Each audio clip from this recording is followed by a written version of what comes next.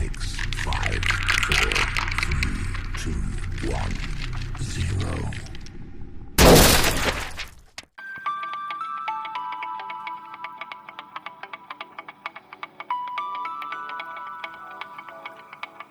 Selamat pagi dan salam sejahtera. Salam sabah hebat, katakan tidak kepada nomor 16, katakan ya kepada 10 terbaik. Salam sabah hebat, tahun ini pasti lebih baik, mari kerja bersama. Salam SKPR is the best among the best. Yang berusaha, Guru Besar SK Pekan Ranau, Encik Mustaza alias Junaidi Bindula.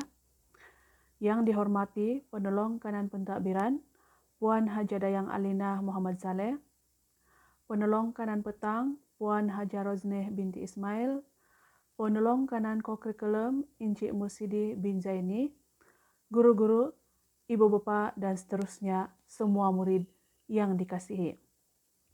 Semoga semua sehat dan sentiasa dalam perlindungan Tuhan Yang Maha Esa. Minggu ini merupakan minggu yang ketiga program motivasi 5 menit anjuran unit bimbingan kaunseling yang bertemakan Semarakkan Aura Pagi. Pada hari ini, saya akan mengupas sedikit maklumat berkaitan dengan tajuk yang diberi kepada saya, yaitu keutamaan menuntut ilmu yang dipetik daripada hasil tulisan para ilmuwan di media sosial. Seseorang mampu melakukan hal yang dianggap bermanfaat bagi dirinya dan orang lain melalui pengetahuan yang dimiliki. Manfaat ilmu tidak hanya dirasakan individu itu sahaja, bahkan masyarakat sekitarnya akan mendapat percikan manfaat daripada ilmu yang dimiliki seseorang. Terdapat beberapa manfaat yang menjadikan menuntut ilmu sebagai satu keutamaan kita. Antaranya, dengan menuntut ilmu, seseorang mampu membezakan hal yang benar atau salah. Melalui ilmu, seseorang dapat membezakan perbuatan atau tindakan yang salah. Kemungkinan untuk melakukan tindakan salah karena dipengaruhi dari orang lain juga sangat kecil. Orang berilmu mempunyai pegangan ilmu yang kuat serta selalu berusaha menempatkan diri pada posisi yang tepat. Yang kedua, ilmu pengetahuan amat berguna sehingga mati. Setelah manusia meninggal dunia, maka terputus sudah segala hal keduniaan pada dirinya dan meninggalkan segala bentuk urusan duniawi. Namun, melalui ilmu yang ditinggalkan atau disampaikan, seseorang akan sentiasa dikenang sepanjang zaman. Maka dengan itu, adalah lebih afdal ilmu yang dituntut diabadikan dalam bentuk tulisan. Ilmu yang terdapat di dalam tulisan akan selalu bermanfaat bahkan setelah penulisnya meninggal dunia. Yang ketiga, sarana menuju surga. Sampai satu masa, manusia akan menempati satu alam lain yang dinamakan surga. Jadi, bagaimana ilmu tersebut sebagai sarana menuju surga?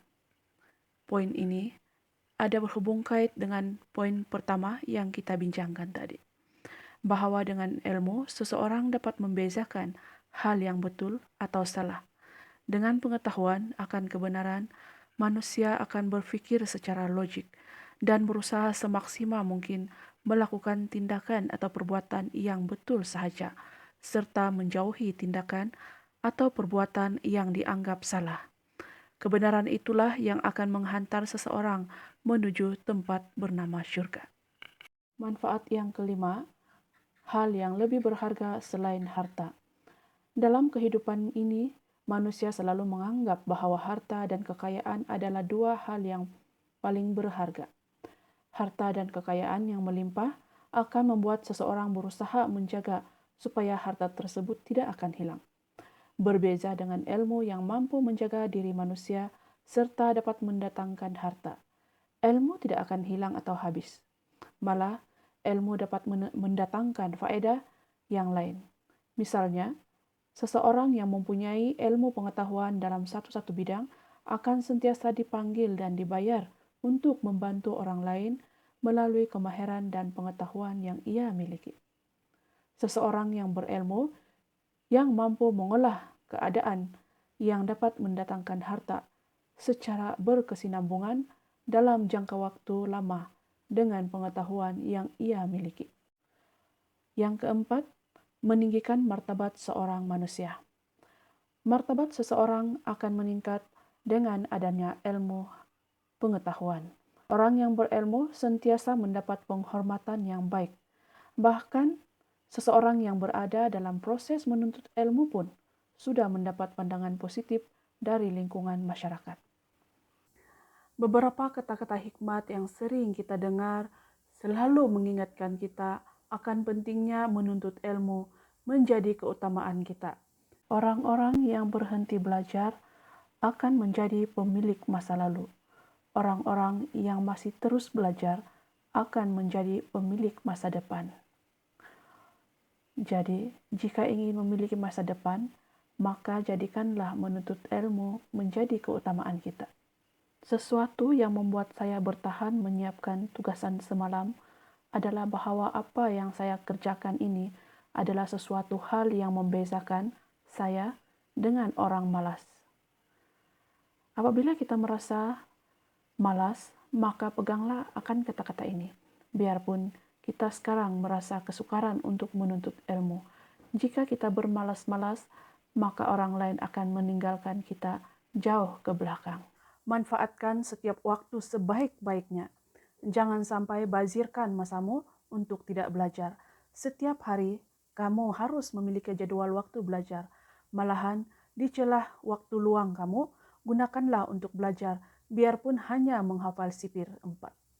Akhir sekali, semoga apa yang coba saya sampaikan akan memberi manfaat kepada semua murid.